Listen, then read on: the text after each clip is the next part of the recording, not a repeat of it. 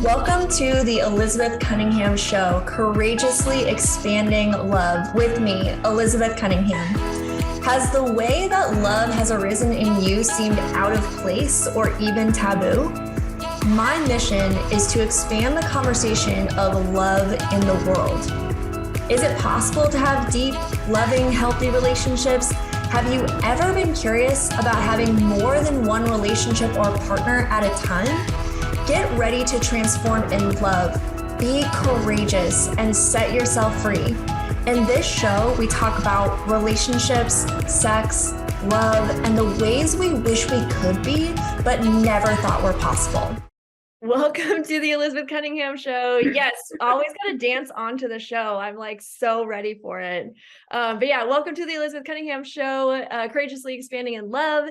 And today we are talking about racial identity and healing. I'm very excited for this topic. But before we introduce our phenomenal guest today, a reminder that the Elizabeth Cunningham Show is live every Tuesday at 3 p.m.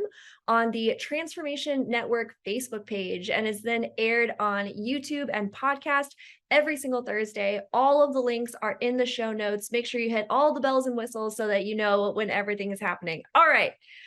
On today's episode, we will be talking with Courtney Napier about racial identity and healing. Courtney is a writer, journalist, publisher, and liberation coach from Raleigh, North Carolina. She has written for outlets such as NewsOne and The Appeal, Walter Magazine, Scalawag Magazine, and others. She is the founder of Black Oak Society, an arts incubator for Black creatives in the greater Wake County area and beyond. Finally, Courtney supports the struggle for collective liberation with workshops, essays, and coaching through her platform, Sacred Identity. Oh, Courtney, thank you so much for being here. Thank you for having me. And you committed to that bio. There's I just listen, I'm like, woo, busy girl. I know. Well, I have everybody write their own bio, so thank you for sending me a bit, but you're up to a lot of stuff. You're doing so many things and you are extremely committed to, this is, for me, how I see what you do is like, this is your life's work, right? Like, this is what you've committed your life to. Like, this is, it's really important work, just period. And also it's just really important work to you, and your passion and your drive and your care really comes across in everything that you do. Oh, thank you so much. Thank you. I do. It all of this work is definitely like very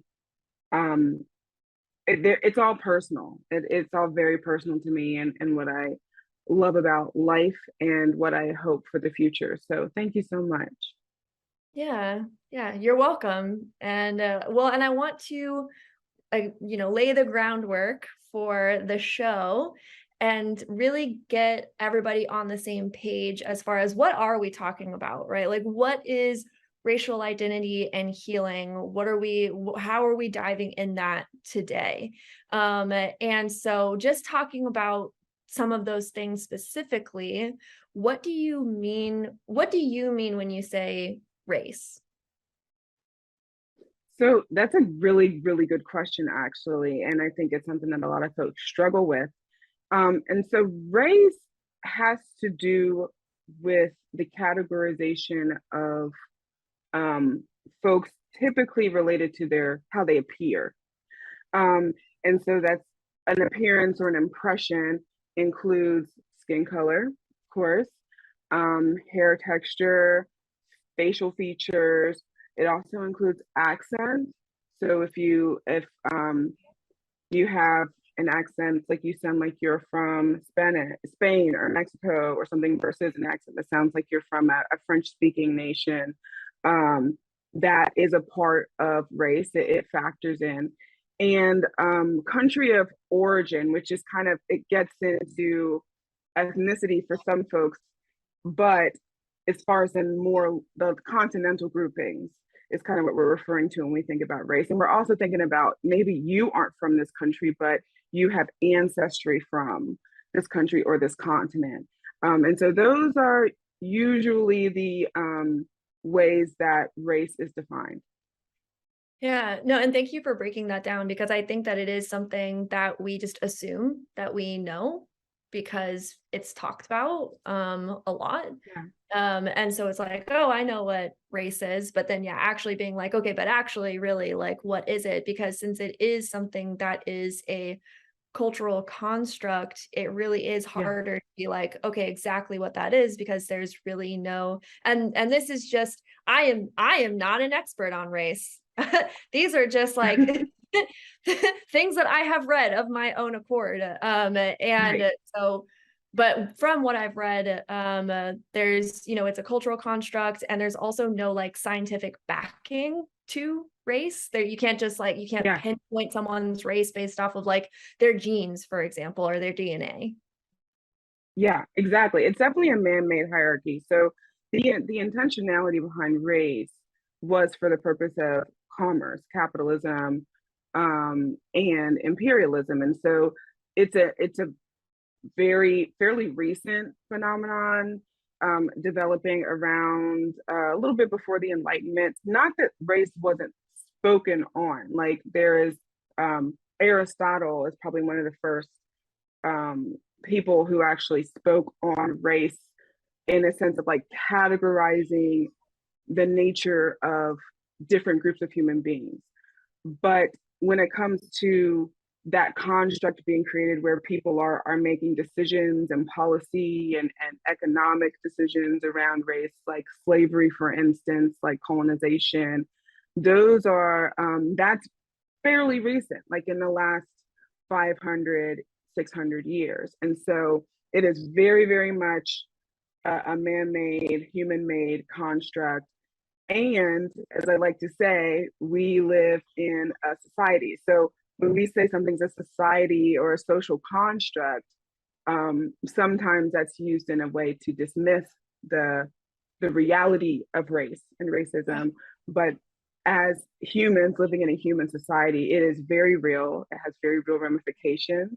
But Right. no, it has nothing to do with one's true aptitude or capacity, intelligence, or any of those other things that race has been attributed to.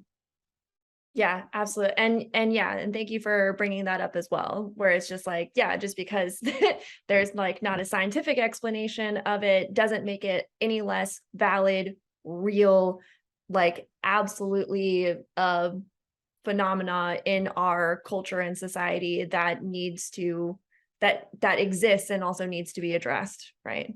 Yeah, Yeah. absolutely. Okay, so what is then racial identity? So how is, and this is, I'm very curious about this, because what's the difference between race and racial identity? Why is that separate? So I like to kind of separate these two concepts as using the terms identity versus ideology, right? So race, racism is an ideology. The it's the reaction or the result of white supremacy. So the Mhm. result of white supremacy is race. Um, Ta-Nehisi Coates in his book Between the World and Me likes to say that racism came first and then race. So you had a group of people who chose to see themselves as superior. And then in order to be superior, you have to have an inferior group, you know? And so that's how this was established. And so when it comes to um, race as an ideology, the easiest way I can explain it is it's essentially one person's or a small group of people um, creating ideas about other people's lives and other people's experiences that they have not in and of themselves experienced before, if that makes sense. An identity is very much within the individual's experience. Mhm. So there is an idea of what it means to be a white person, right? There's this concept of whiteness born out of white supremacy. not every white person fits inside of that ideology, right? I mean, honestly, very few white people fit inside of that ideology. Those individuals have a racial identity. They have an experience walking inside of their skin, walking inside of their physical features, walking inside of their family history. They have an experience as a white person. And that is the difference between that's what an identity is. An identity is an experience. An identity is a point of view of oneself. And it's influenced by a lot of different things, of course, but it ultimately comes down to one's experience in the world. Got it. Yeah. And I think that we have a lot of different points of our identity, right? Like there's a lot of, like, just kind of, I also like to, cause these are like broader topics, right? And so just bring it down to like, okay, what is the lived experience of that? And like, and then you do have like multiple facets of your identity, and then your race is just one of those facets. Absolutely. Yeah. For sure. Okay, so then what is racial identity development? So good. So racial identity development, I love all of this stuff so much, Elizabeth, and I'm so glad that I get to even like really talk about it and geek out a little bit. I am here for it. I love having this. Literally, we should call this like the Elizabeth Cunningham show, where experts get to geek out on their favorite topics. That should be the handle of the show. Yes. And you will have a line around the block of people wanting to come on your show and just geek out for an hour. I mean, it really is. It's fun for me. And so racial identity development or racial identity development theory is a psychological theory that was developed around the 60s, early 70s by psychologists. And their goal was to understand how a person, because we all have a race, that's kind of how race and racism works. So how a person of a certain race comes to understand themselves as that race. And everyone has a process that they go through. What they found is that everyone has a process that they go through as far as how one comes to understand their race. It's very similar actually to gender, because it's a mixture of your biology. So you come into the world with certain parts. You come into the world a certain shade, a certain color eyes and hair. You come into the world surrounded by people that are going to look similar to that usually.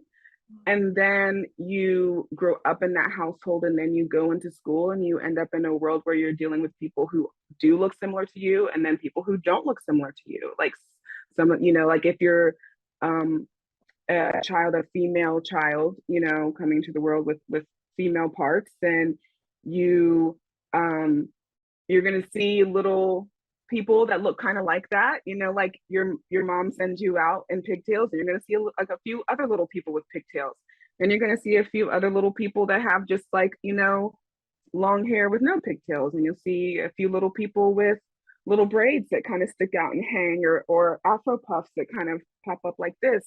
And then you see little people who have little short haircuts and close haircuts or bald haircuts, and it opens up your idea all throughout your life as you're exposed to more and more differences, as you're building relationships, as you're interacting with culture. You grow in your understanding of what it means to be that piece of your identity. And race is no different. So you're coming through the world, and how do those interactions internally, as far as your family construct, and then in the outer world, your outer environment, how do those interactions inform how you understand what your race is and how you fit inside of that race, right? And so different races have different developments, especially if you're thinking about within the context of the United States. Because of racism, And because this is or was for a long time a majority European American country. And so a white person has a very specific type of development, because oftentimes it takes them longer to understand that they are not the only ones, right? Just by sheer numbers, by the way, by things like segregation. Yeah, I was gonna say, yeah, there's plenty of white people who grow up and never see anyone who isn't white, like until Right. like way later, or like at all, or like even just like way later in their lives, right? Like I'm from, the 100%. Midwest. Yeah, I'm from the Midwest. I know people who like did not see anyone who wasn't white until they went to college because they lived in a tiny town in Wow. Kansas, you know? Wow. It's like, yeah, like Yeah, I've never seen someone who isn't white. absolutely. And that has an impact on how someone sees themselves, because within the concept of identity, there's two parts. There's Mhm. your self identity, and then there's your social identity. And so part of understanding yourself happens in community, um, interacting with the people around you. And those people can be like kind of, real three-dimensional people actually in your life. Those people can be in books and on TV and in movies. And that's why things like representation matters. That's why things like caricature matters, and stereotyping inside of media. All those things matter, because it's not just about how you see, like how your friend sees Michael Jordan, you know what I mean? Or sees OJ Simpson. It's about how seeing a Michael Jordan or an OJ Simpson makes them think of themselves. That makes sense. Yeah, maybe expand upon that a little bit. Yeah, like give me an example. I mean, you have the example of like OJ Simpson and Michael Jordan, but like how would that inform who I am? Right. And I don't That's a say really good I don't question. say I as in like specifically me, Elizabeth, but just like a person. Yeah, for sure. So I think about something that most people have experienced, which is watching local news. And in my part of the country, I live in Raleigh, North Carolina. So in my part of the country, typically when you turn on the local news, one of the first stories is about someone who's robbed somewhere, like some crime. Crime is always the very first story. And I have a background in journalism as well. And so I kind of, thinking about this and how we are fed information. And typically here, that person that gets featured about, a crime is a Black person, typically a Black man. And so me in my household, where I have my, Black parents and my Black siblings, and we're all sitting around and the news comes on, and day after day after day after day, we're seeing this, order of things. You have a Black person who's robbed a bank or robbed a gas station, or, so a DUI or something like that. That's like the first kind of thing we see on the news. That starts to inform not just how we think about Black people in general. It it starts to inform how we fit into that concept. Like, what does that mean for me? What does that mean about my future? What does it mean about the future of my brothers? Like I look at them and they don't want to rob anything. They don't, we have what we need for middle class. We grew up in a predominantly white settings, and my parents were actually pretty conservative growing up. And so their commentary about like, God, I just wish, things would get better, or we could get these kids off the street or whatever. All of those little kind of nuanced verbal, nonverbal ideas it just begins to write a story, Right. you know, and that happens in my household, right? So I'm thinking like, well, I have to protect my brothers. I got to make sure my brothers don't leave the house thinking they can like steal or whatever. They're going to end up on the news, and it's going to embarrass my family, right? Because my parents are behaving like they're embarrassed. It could be dangerous for them. They can get harmed by the police, because we have, these other occurrences of police violence and those types of things. And so there's like this kind of fear that develops around you need to be on your best behavior when you leave the house because you could end up on the news. Mm-hmm. If the same, if a white family is watching the same 5 o'clock news night after night after night, they're going to start to get an understanding of what it means to be a Black person. Right. And them understanding about what it means to be a Black person, they understand that they're not Black, they're white. And so what does that mean about them? Well, what they're seeing is, you know, the anchors are white, typically.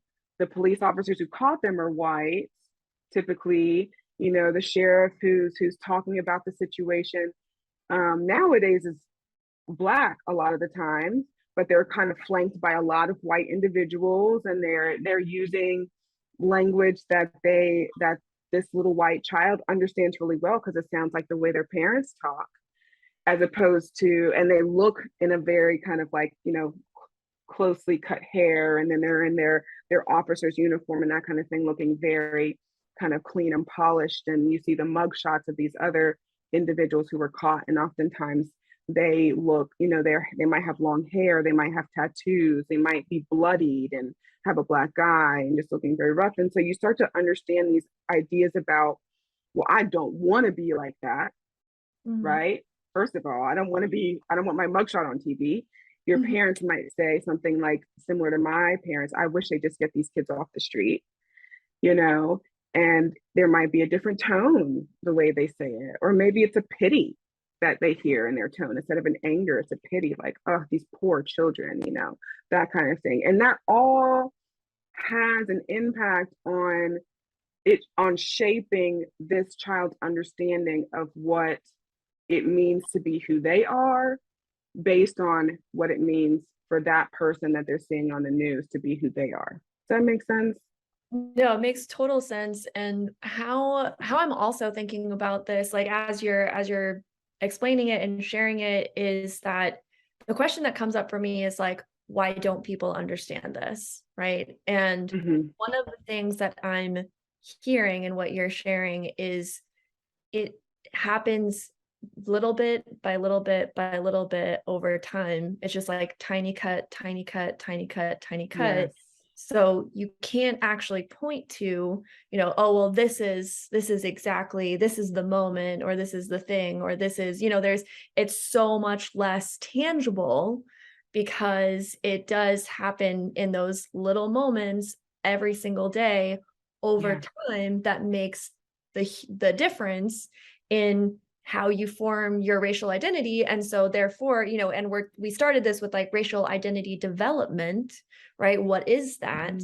And developing over a long period of time, right? Yes. Like years and years and years. Yeah. No, I think that. And years and years and years before you have any awareness of race, right? Like we're talking about, you know, 1 and 2 and 3 and 4 years old before you even have any awareness of any differences, or, you know, why anybody's different or the same or so forth. So yeah, long time. Yeah. And I think that is really important. Like in my mind, I'm like, that's just really important to get that this happens over a long period of time, over many, many instances, every single day being reinforced by different things. And I think that, and we're going to take a quick break here and we'll come back. But what I'd love to cover after the break is like, you know, why this is so important. We'll go into the why is this so important, and then we'll go into the healing aspect of it after that. But yeah, it's really important to start there, right? Like this happens over a long period of time. Yeah, absolutely. All right. Well, we are going to go on a short break, and we'll be right back.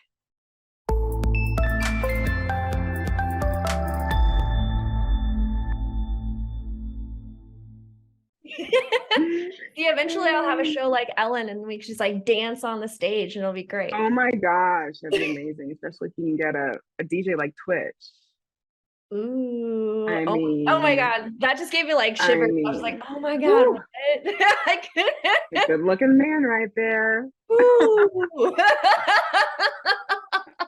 I'm like, all right, calm down. All right, we're having a conversation. All right. Yeah.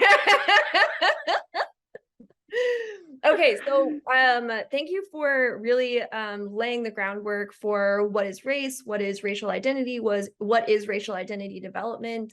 And what I really want to get into is, why is this so, and sometimes I feel silly asking this question because I'm like, because it's important, obviously. Like in my mind, I'm like, this is a stupid question. Um No, it's not. It really But it's isn't. not. Yeah, absolutely. So, but why? Why is it so important to understand racial identity development?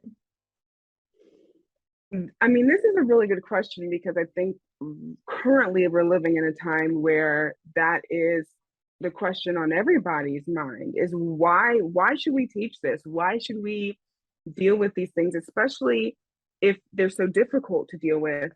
And I believe that's where the answer lies. The answer lies is that it's very difficult to talk about. And it's not difficult to talk about inherently.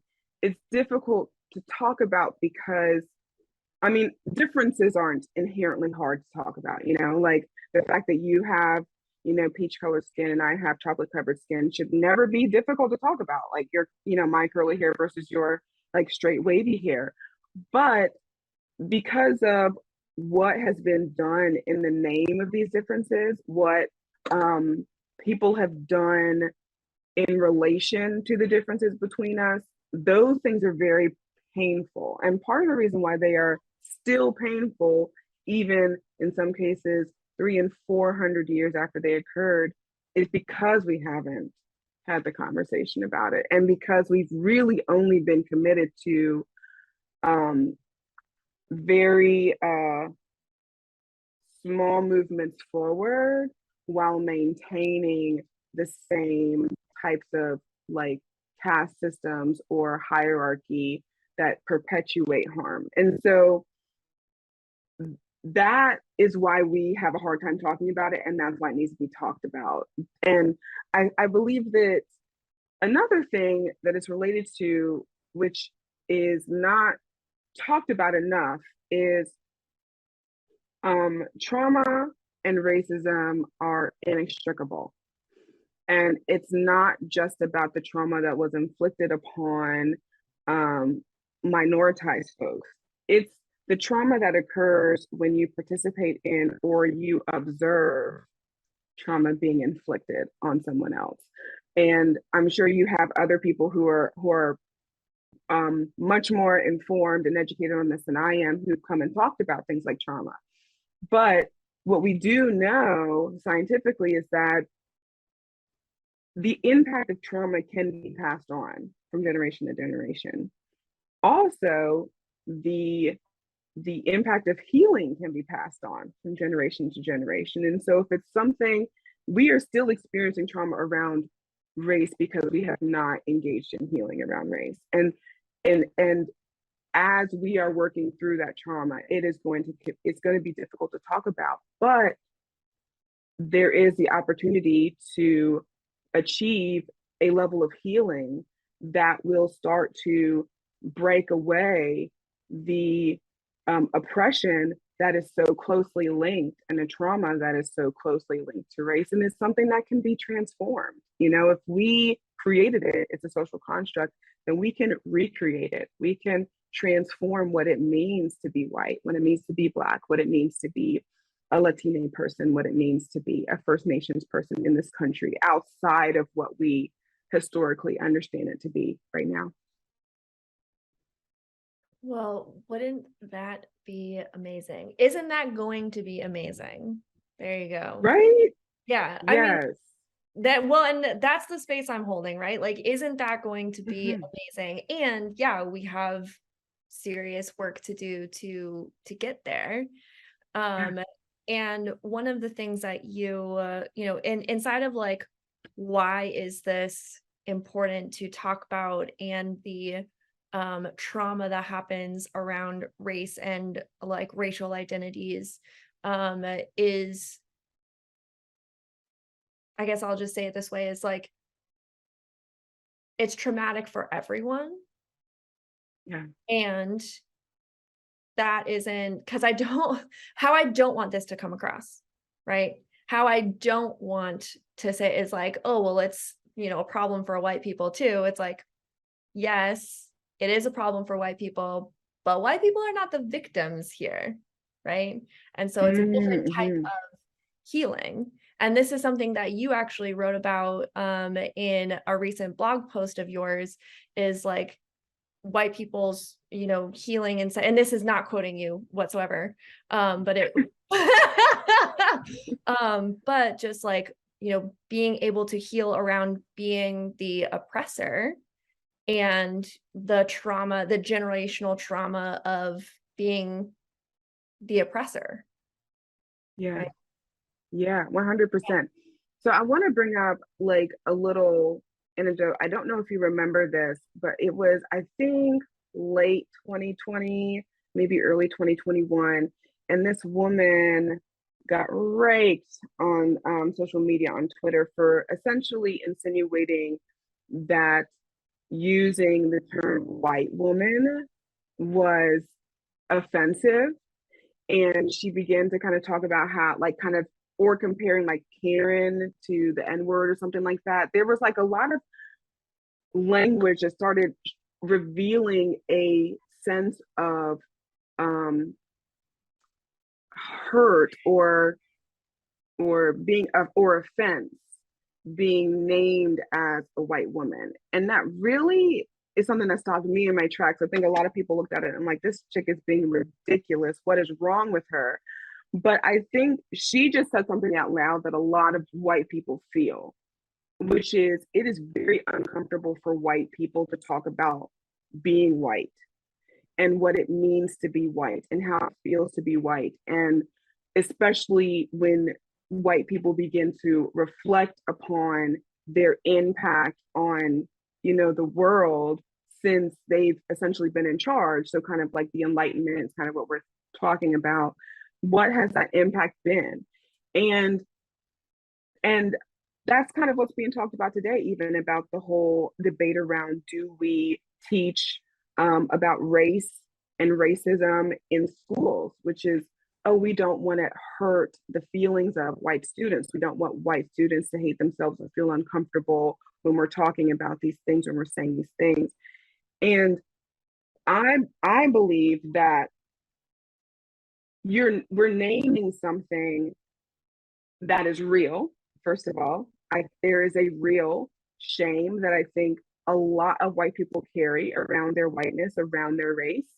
Um, the way that privilege is set up, you don't have to confront it, but Right. when white people are called to confront it, it can be a very painful thing. That pain is real. Anybody experiencing any type of pain, emotions around anything, I always am here to validate it. I also want to add to that, though, is what I also want to add to that, though, is there, it's a self-harm, you know? It's a self-inflicted wound, and it's a sacrifice, I like to say, um, when a white person is essentially kind of looking at, do I take off the rose-colored glasses and see the world for what it is? Or do I keep on the rose-colored glasses, but I continue to perpetuate a self-harm to myself? Because I understand that regardless of if I talk about the impact of my privilege, the impact of my privilege is still happening, right? And so there's like a choice to be ignorant, but you can't not know what you already know. You can't unlearn or unknow what it means to be a white person, or what it has meant. And so that's a dilemma, I think, for white folks. Yeah. Well, and I think also the impact, I think knowing that, and this, I think this is just my personal opinion, is I think that knowing the impact that whiteness has on people of color is the impetus for that. Like, because if we focus on and again, this is just purely my personal opinion, I would love to hear your hot take. Yeah. But like, if we focus on the to oversimplify it, the feelings of white people,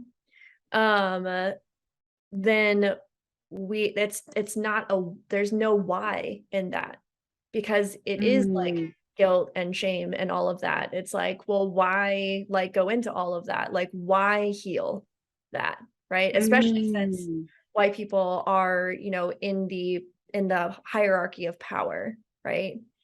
Um, right. and Yeah. so it's like, why would I go into why would I do that? And so I think that it's really important to talk about the experience of BIPOC people, because that's why. That is why. Yeah. Is because by not doing that, it is literally hurting a majority of the population. Right.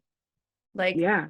so, and I think that like, to use a really simple example of just like what would it be like if we did, start to heal around this, is The Little Mm, Mermaid, right? And like yeah. all of the videos of like the little girls, like Black girls watching The Little Mermaid, Yeah. like that's why, right? And Yeah. we're gonna skip over a break because I want to hear like we're kind of transitioning into, we're still in like the why, but like also transitioning into healing. But Yeah. I'm curious your take on like on that why. I think I love your take. I love the take of like, why is this important to do? Um, because for starters, this is a negotiation. Everybody's negotiating in our society. How do we move through the world in a way where we're leaving behind, where we can experience comfort of our present life, and we're leaving behind something we can be proud of? I think that's what most people want out of life. They want something that's comfortable in the present, and then they want to be able to leave something behind that makes them look good. They want to be important. And so um yeah, there is a negotiation, because usually it's like, if you want to perpetuate whiteness, if you want to perpetuate your privilege, those two things are pitted against each other more often than not. Having a comfortable, carefree present versus having a significant past. Um, and so that's kind of what we're dealing with. And I think the other piece, so what you were saying was, I want to, reinforce what you're saying, is the point is that part, the past.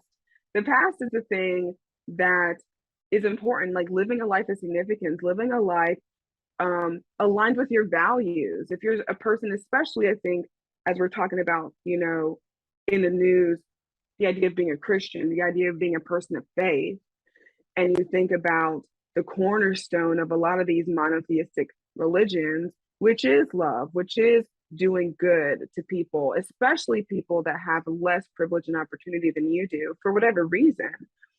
It is your job to make their lives easier, you know, and that is explicitly not happening, because there are people that are choosing instead the comfort of the moment, the privileges and the luxuries of the moment.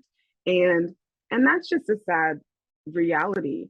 Another piece of it, though, is something that I'm just digging into more and more, and so it might not, I hope my thoughts come out clearly, is that one cannot only love parts of themselves. You know what I mean? You have to love the whole thing, because you can't leave a piece behind. Right? You can't take it off. You You know what I can't mean? throw it Yeah, away. You can't. Yes, right. yes, absolutely. It's you. And so, coming a little bit full circle, when we're talking about identity, um, the whole point is to get to a place where you're embracing who you are, where you're embracing all of it, and that kind of Buddhist kind of concept of like, it is what it is. I am who I am. It's not about being a good type of person, or a superior type of person, or an inferior type of person, or a bad type of person. It's about being a person. And then I get to choose what to do with that on a day-to-day basis. And I believe that there are a lot of people that have not even gotten out of that first stage of like, am I a good person or not? They're still trying to decide, am I a good person or a bad person? Am I better than, or am I worse than? And these binaries, you know, especially talking to you, Elizabeth, about binaries and how they are not good. They are very detrimental ways to approach life, right? Agreed. Can we get this woman Yeah. another microphone? Oh my gosh. Yeah. So what do you gotta, like, we are multitudes, right? I cannot sit here as a Black woman who's a product of a man and a woman. That, you know, that's my upbringing, a product of the evangelical church, the product of, you know, a Southern public school education, all of these different pieces, right? I can't sit here in front of you and say like, oh, I'm definitely better than you, or I'm better than this person over here, or I'm, you know, just everything I did was just squeaky clean and beautiful and great. It's like, no, there's some light and shadow to my past, to my heritage, to my family's history, to my own behaviors in my 35 years. But it's about embracing all of those things. And then this all informs how I see the world. And that's how I became a person who cares deeply about how people see themselves, because it took me a long time for me to figure out how to see my full self and embrace my full self. And all of those things that happened in my past, the things I know about, the things I don't know about, had a part to play in getting me here. And I'm proud of that. I embrace all of it. It's not all great, but I embrace all of it because it brought me here. And so that's what I hope for everyone. And I hope that for my white brothers and sisters too, and siblings too. Everybody needs to feel that. I completely agree with you. And I think inside of healing work, and this is something that I say, is that it all starts with you. Yeah. And I think what people will find in it all starts with you is that it all ends with you too. Yes. Yes. That's a really good part. That's the good part. That's the good part. The scary part is that it all starts with you, but the good part is that it all ends with you. Yes. And because you have to be able to reconcile all of those parts of you and let go of, am I good? Does this make me good, or does this make me bad? Does this make me right, or does this make me wrong? Rather that it just makes you a person with a human experience. Yes. That's it. That's literally it. Like you're a person with a human experience, and part of the human experience is that some things feel good and some things feel bad. And that sometimes you're, you know, doing the best work possible and you're helping people out, and sometimes you're being mean and you're hurting people. Like those are both, and to deny that those aren't parts of you is to perpetuate a cycle, right? Because you can't do anything about, you can't do any healing, you can't do anything about, you can't change without accepting how it is, how you are now. Yes. Right? Absolutely. I mean, you solved it. Like, you really did say it all. The first step is always acceptance, right? And it's really, as someone who works in this space, it's been very interesting. It's a mix of like comedy and also tragedy, you know, very Shakespearean to see these people, usually older folks, you know, who kind of are like, I mean, you should care a lot less about it. At least that's what I hope when I'm like 70 years old. But you have folks who are like, we don't want these books to be in the library. We don't want these lessons to be in our classrooms.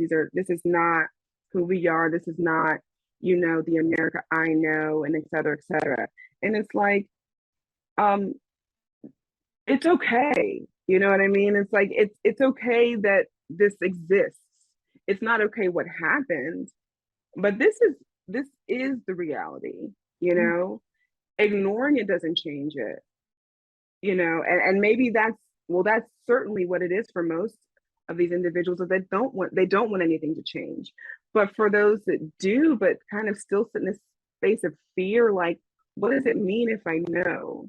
I felt like Ben Affleck, that whole thing about him on Finding Your Roots, when they found out that his family owned slaves and he had them take that part out of the show. It's like, Ben Affleck, you're a white man. You know what I mean? Like, Right. you're going to be good. You know, we expected as much, you know, in the United States.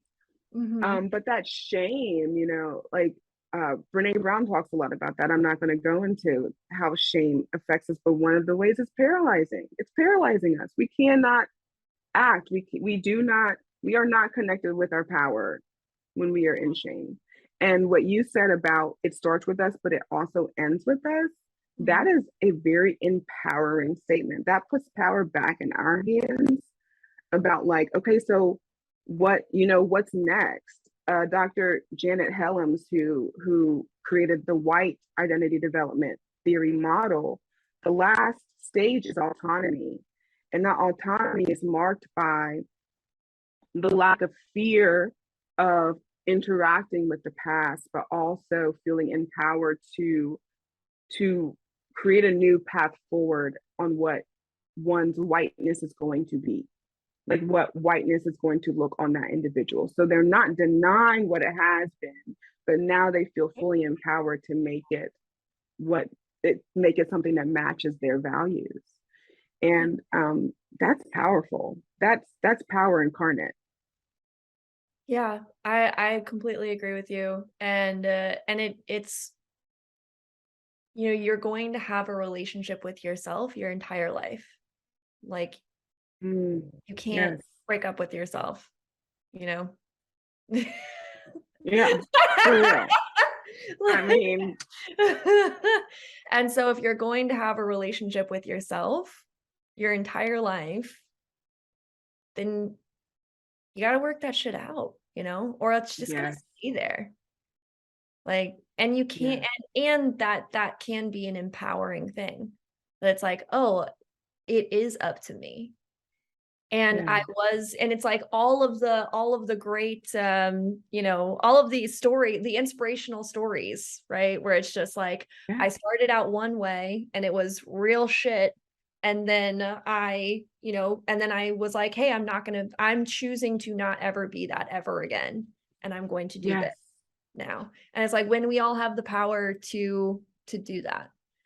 Yeah, yeah. no, I think that's beautiful. Oh my God. Oh, okay. We're coming up at the end of time. I'm like, oh my gosh. My goodness. I know. I'm like, I love that the show is an hour because otherwise it would turn into 4 hours, but I also don't like that the show is an hour because I wish it would turn into 4 hours. All right. Yes, yes. You have to have me back, Elizabeth. That's all. Yes, absolutely. Oh my God. Okay, I'll send you an email after this. Well, Yay. declared right now. Okay, so last couple of questions before we wrap everything up. My end of show questions. So the first one is, what does love mean to you? Hmm. I don't know. What's coming to mind is love means home. And I said that to my husband recently after we had really great sex. I'm just going to put that Awesome. say it. It feels Yes. very appropriate for your show. Yes. But it was but long story short, it felt like home. It just felt like I could be my complete self, and it's complete safety and an embrace. I love that. Thank you. All right. If people get nothing else out of this episode, what do you hope that they got?